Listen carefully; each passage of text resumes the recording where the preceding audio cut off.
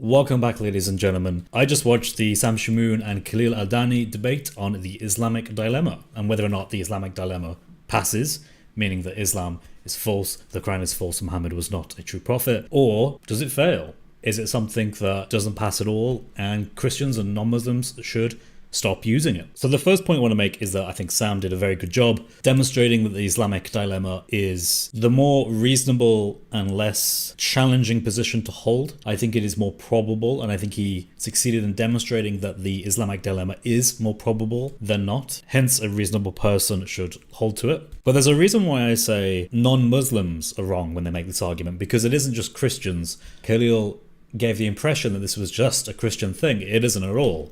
The Islamic dilemma can be used by anyone who isn't a Muslim or who wants to demonstrate that the Quran is inconsistent as a text. So Sam Shamoon can make the Islamic dilemma argument, David Wood can make the Islamic dilemma argument, I can make it, my atheist friend down the road could make it, a Jewish person, a rabbinic Jew could make it, a Buddhist could, a Hindu could, anyone could, because it really doesn't depend on prior religious beliefs to make the argument. Now, Khalil Andani, like from what I've seen, seems like an awesome guy. He seems very calm, respectful, and doing his best to conduct the debate in a proper manner. And I have to respect him for that. And also I respect the fact that he has clearly achieved a lot in his life. Being an academic and being able to speak about these issues is a pleasure. That being said, though, I do disagree with quite a few things that he said, because I think ultimately a lot of what he talks about simply isn't more likely than the alternative. So let me give you some examples. Khalil Andani mentions that the Quran clearly does not make a case for a particular New Testament canon, for example. And I think that's kind of true. Gabriel Reynolds talks about this, and I've mentioned this in prior videos. The Quran seems very flexible in what it considers to be that Injil. It isn't as if it's taking a definitive approach and that is explicitly mentioned anywhere. It isn't. In fact, as a methodology, we have to read the Quran, see the things that it mentions, and that can give us insight as to what the Quran seems to think that Injil is. Now, there are reasons and there are arguments to be made that it affirms a significant amount of the New Testament canon as we understand it today and as how it would have been understood by the majority of Christians back then at the time of Muhammad. But you don't have to say this. You don't have to make this argument. I know Sam made this argument and I think he did an amazing job at that. But I also think that to meet the criteria to demonstrate that the Quran is inconsistently contradicting itself and hence cannot be from God, from a theological point of view, we would say that actually only certain aspects of the prior scriptures need to be affirmed as inspired, preserved, and authoritative in order for the Quran to be inconsistent and for the Islamic dilemma to be met. For example, Gabriel Reynolds has pointed out that there seems to be quotations that are very similar to Paul's writings, 1 Corinthians, Galatians, for example, that you can find in the Quranic corpus. Might be a reflection of Paul's sayings, maybe it isn't. But that's besides the point. We can just look at very clear sayings in the Quran, what Gabriel considers biblical inflections, to demonstrate that the Quran establishes from its own perspective what it thinks this Injil is. Now I'm going to focus on the Injil for most of this video because that was what the debate was largely about. There wasn't much talk of the Torah, but most of it focused rather on the Injil. So I think it's quite clear that the Quran establishes a few things. It clearly refers to the canonical understanding of Matthew, Mark, Luke, and John as the Gospel, the Injil, as a minimum. The reason I think this is because there are terms that are used in the Quran that seem to originate with some of these Gospels. For example, the particular and very unique and potentially mistranslated passage from the biblical text where it talks about where it's easier for a camel to go through the eye of the needle, for a rich man who wants to go into heaven is the context for that. Well, that particular phrase is obviously very interesting to most of us because it seems like camel going through an eye of needle. Well, we find again the same kind of thing in the Quran, the same phrase. That to me I don't think is an accident. I think that's the Quran borrowing these terms to make arguments in favor of the validity of the text and the validity of the prophet who revealed the text. Likewise, we have the example of using the mustard seed. I think again, quite a well-known one, or would have been well-known at the time of Muhammad, is the smallness of the mustard seed. Well, likewise, the smallness of the mustard seed is affirmed in the Quran. We can go further with this. For example, Surah 19, we have John talked about, or Yahya, as the Quran calls him. Well, Yahya is supposedly someone who has a name that has never been given to anyone before, which seems quite strange, and it seemed to confuse perhaps a few early Islamic scholars who were looking at this passage and giving their tafsirs on this passage. Well, we know as Christians Christians, from our point of view, we know where that comes from. It comes, for example, from the Gospel of Luke, where it talks about how John was a name that was not found in Zechariah's family line. I think it's quite clear that the Quran is borrowing phrases and terms from this canonical Matthew, Mark, Luke, and John. We can also say that this is reasonable given the widespread usage of Matthew, Mark, Luke, and John to be colloquially known as the good news. We also know from the root word of Injil traces itself ultimately to the Evangelion, the good news in Greek, and so there's an etymological argument to be made there as well. I think this is reasonable and more likely than not, and there would need to be substantial evidence to demonstrate this isn't the case. Khalil himself, I think, agrees with this as far as I'm aware and what I could get from that debate. What I would say, though, again, this comes from looking into things, reading the text for myself, looking at other sources and looking at the works of people like Gabriel Reynolds, for example, who have pointed out that the Quran doesn't just stop there. The Quran doesn't just stop at Matthew, Mark, Luke, and John as the Injil. It goes further than that. It seems to be under the impression, given the fact that the Quran is quite clearly quoting from other sources that are involved in the upbringing of Mary, the birth of Yahya, Jesus as a baby. These things quite clearly have an origin, and we know for a fact that a lot of these stories are not found in Matthew, Mark, Luke, and John. They are found in the Proto-Evangelion of James. They are found in, you have to trace it back, but ultimately to the Gospel of Thomas. Now, there's other things I think it quite clearly quotes, but these demonstrate to me, given the fact that these are about Jesus or Jesus' Sahaba, his contemporaries, his companions at his time, that this must be understood as the sayings of Jesus and the stories around that. We can also just look at it plainly. It would have been known in its historical context that the majority of Christendom does not affirm these things to be canon. So when the Quran obviously quotes them, because to a knowledgeable Christian who has encountered this tradition, they would know, hey, that's not in our scriptures, that's not in our canon, that's a heterodox view that has its origins elsewhere. Well, they would clearly be able to point this out to Muslims and say, hey, look, this is not what you think it is. This leads me to think that whoever the author or authors of the Quran were just making an argument that this is valid, this is acceptable, this is something that we can appeal to as a legitimate saying or a legitimate story of either Isa or the companions of Isa or his family of Isa. That to me seems to be the most reasonable and the most likely from what I've seen. I think it would be quite a challenge to demonstrate that that's not the case, or that there's a more reasonable, more likely alternative. And I want people to think about this. The Islamic dilemma is in effect when the Quran references other texts as being authoritative under an umbrella term like the Injil, but the Injil itself in its historical context does not agree with the Quran. That's the basis of the dilemma. Well, you see, that's interesting, but so far I've just been thinking about that in the context of Matthew, Mark, Luke, and John. Remember, I've just explained how the Injil in the eyes of the Quranic author or authors is probably more than that. It's probably Proto-Evangelion of James, Gospel of Thomas, or the Syriac Infancy Gospel, or something like that. So how would you reconcile the Quran with these texts? You would have to employ the same methodology, and I think that methodology is problematic. One final point on this as well. The Quran assumes that the reader is familiar with the stories contained within the canon of the Torah, the stories of Musa, of Ibrahim, etc., and of those of the Gospels, Matthew, Mark, Luke, and John. It makes no attempt at trying to clarify anything explicitly. Everything is done in the context of, you already know this, but remember this story? Well, this is how this story relates to this. Or this is how this story shows something about Allah and the messenger he's sending to you today. And that's another reason why I think it's quite clear that it affirms some part of the canon as we understand it. Maybe not all of it, but definitely some part of it. Okay, so let's move on to my second point. Khalil Aldani, he makes the argument that the Quran acts as a confirmer, a muhaymin, a guardian over the prior scriptures, and hence the Quran is the final authority on this. Now, I want people to understand, this primarily comes from a single verse in the Quran, which is Surah Al-Ma'idah, ayah 48. Such a doctrine to be established just through that verse is it's not very, how can I put this?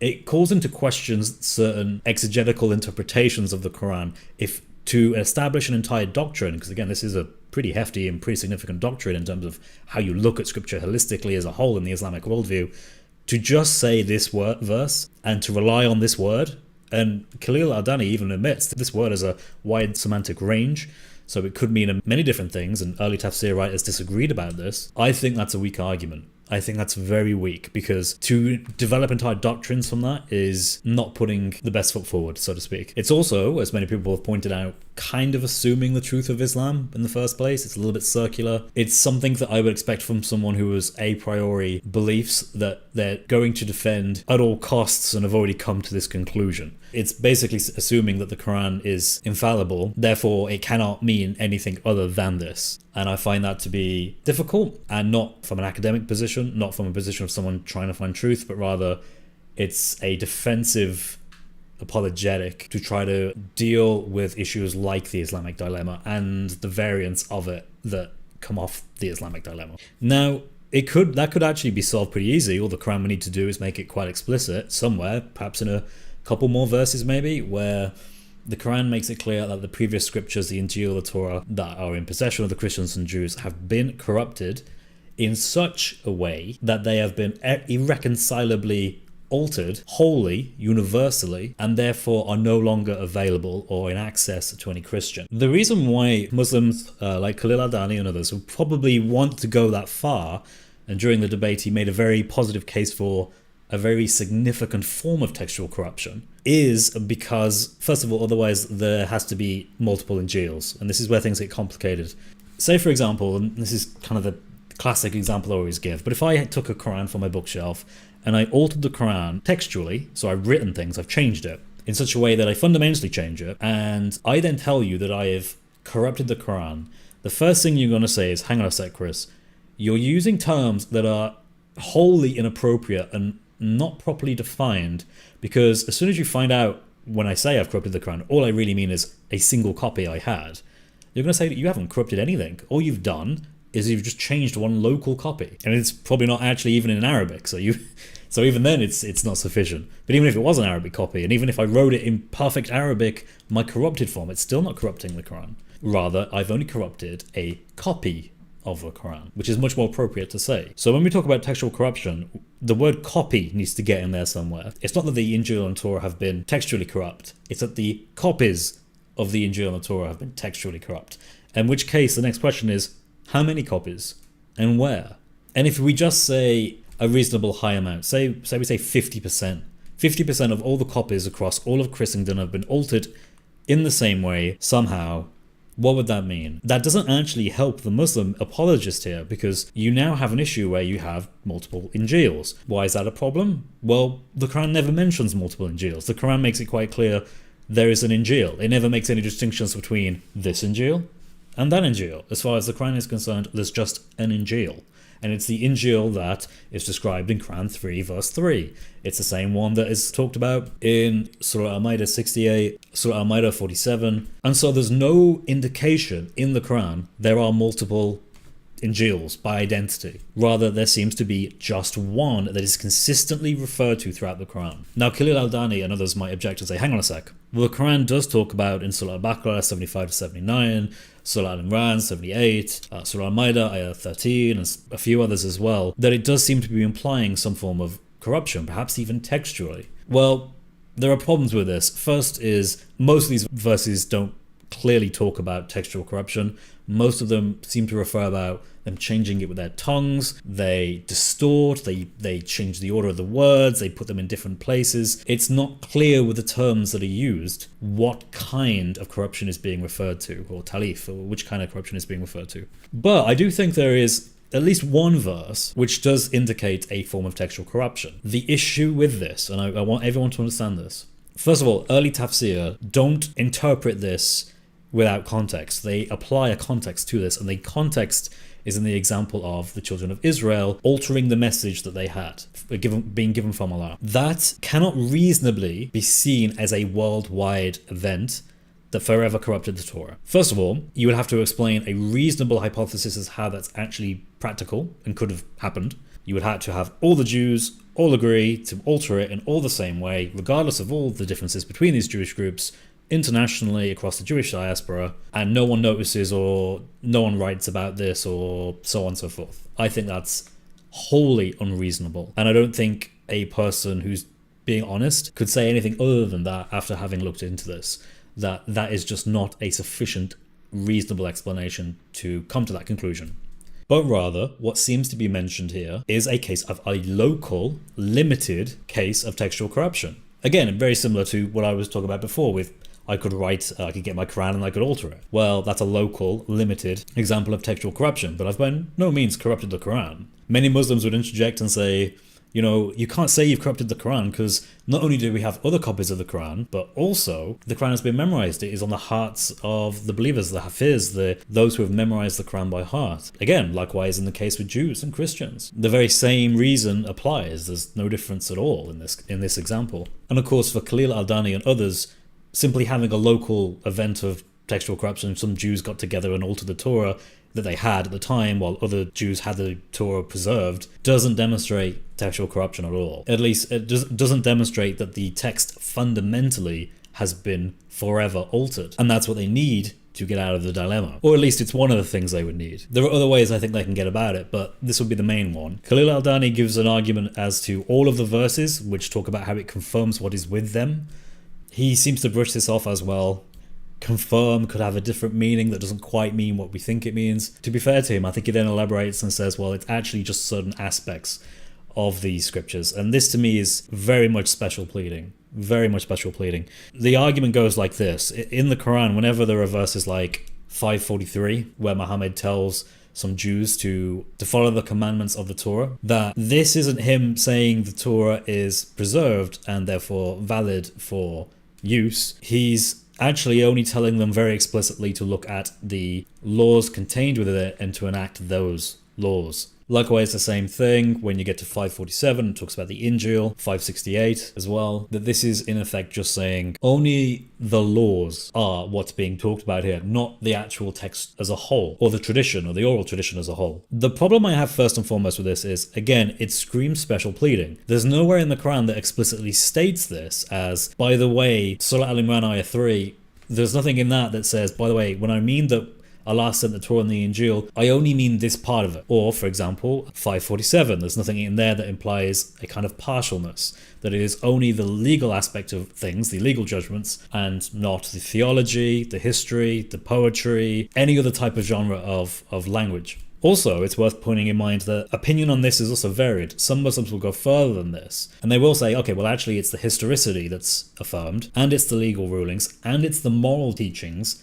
The only thing they don't want, in a lot of cases I've noticed, is just the theology. It's just the nature of God or the nature of Jesus. These things they don't want to say. They don't want to affirm. But again, there's no reason to think that in the Quranic text. It just doesn't do that. Now, what you could do is you could say, well, there are verses in the Quran that seem to talk about theological statements about Isa, about how he is not the Son of God, how he is just a mere man, how he used to eat food, so on and so forth, and hence that this is a clear, explicit statement that the Quran is disagreeing with things in the Injil, and you can use that as a way of saying, well then clearly the Quran knows about this and it's intentionally going against it. But notice that this is kind of confirmed the very point of the Islamic dilemma. And this, in effect, it's kind of a less likely way of solving the issue. It's admitting that the Islamic dilemma does actually pass, but that's okay because we just think that was the intention. You're being asked to believe that, on the one hand, you have what I would consider the Occam's razor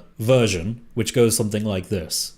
Whoever revealed the Quran claimed to reveal what is in the Torah and the Injil as a proof for the Quran and the prophethood of Muhammad. They then make statements in that Quran that contradict those prior scriptures. They must have erred when doing this. And you can go further into that. You can talk about how they were non-literate in that place, but they wouldn't have had access to an actual Arabic text to validate.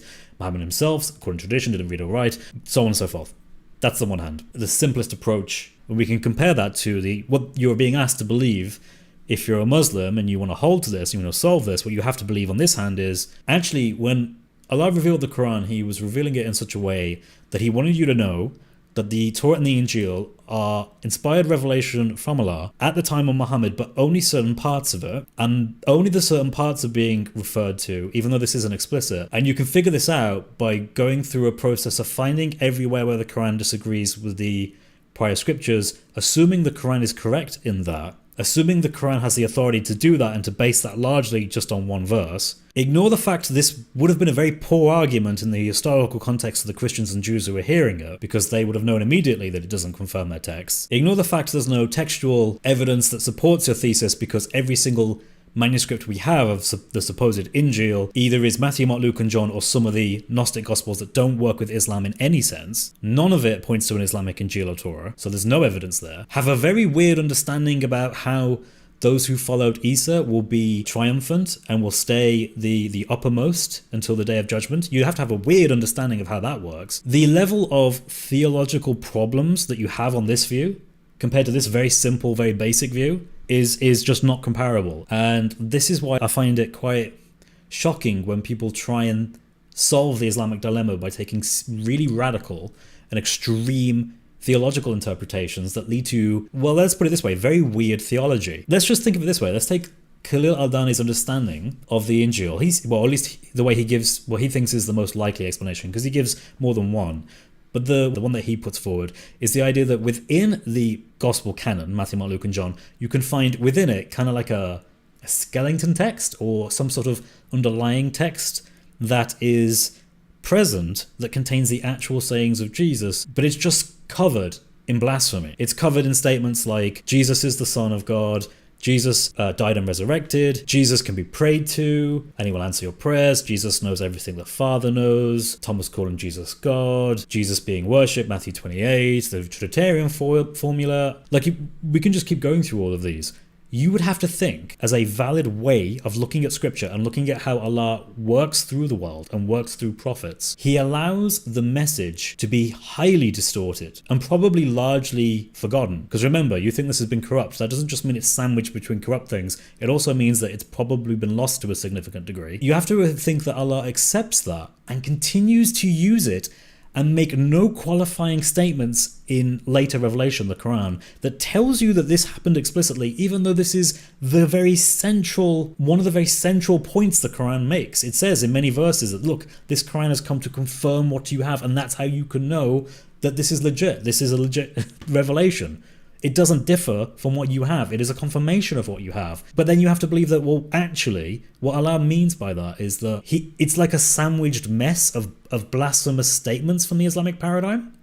And then buried within it are just these nuggets of truth that are still Jesus' words that have been preserved. But I mean, by this logic, to think about how bizarre this is as a methodology of establishing Allah's workings in the world, his providence, you would have to think that I could write incredibly anti-Islamic statements in a book and then just somewhere write something like Tawheed is true, and this would be something that Allah could actually give the thumbs up to.